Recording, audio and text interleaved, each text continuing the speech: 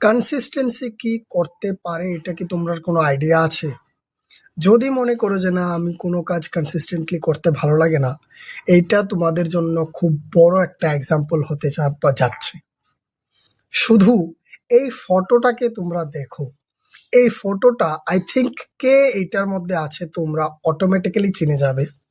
এবং আজকে 7 বছর পর কনসিস্টেন্সি কোনো একটা কাজ করার পর আইডিয়া করো উনি কোথায় থাকতে পারে। ঠিক আছে, এই হলো তার 7 বছরের কনসিস্টেন্সির ফটো। ঠিক আছে, শুধু কনসিস্টেন্টলি একটাই কাজ একদিনও মিস না করে উনি করে গেছেন, এই জন্য উনি এই জায়গাতে এসেছেন। তোমরা এইটাতেও বিশ্বাস হচ্ছে না, আমি তোমাদেরকে আরেকটা এক্সাম্পল দিচ্ছি। ঠিক আছে, এই ফটোটা দেখো, উনি হলো মাইকেল ফেলপস। ছোটবেলায়, ঠিক আছে, একটা রোগের কারণে, একটা স্পেশাল ডিজিজের কারণে উনি প্রচুর পরিমাণ চঞ্চল ছিলেন, উনি ফোকাস করতে পারতেন না। আর ঠিক তার 7 বছর পর দেখো এই ফটোটা, এটাকে অবশ্যই চিনতে পারছো।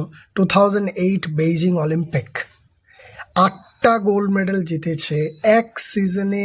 একজন মানুষ 8টা গোল্ড মেডেল এর আগে কোনো দিনও জিতেনি।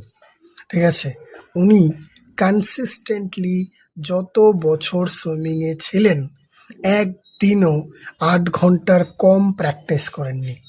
উনি প্রত্যেক দিন, যত কিছুই হয়ে যাক না কেন, ঝড় ঝাপটা, যে কোনো ধরনের অ্যাক্সিডেন্ট, যা কিছু ওনার জীবনে আসুক না কেন, উনি 8 ঘন্টা প্রত্যেক দিন প্র্যাকটিস করেছে, একদিনও মিস করেনি।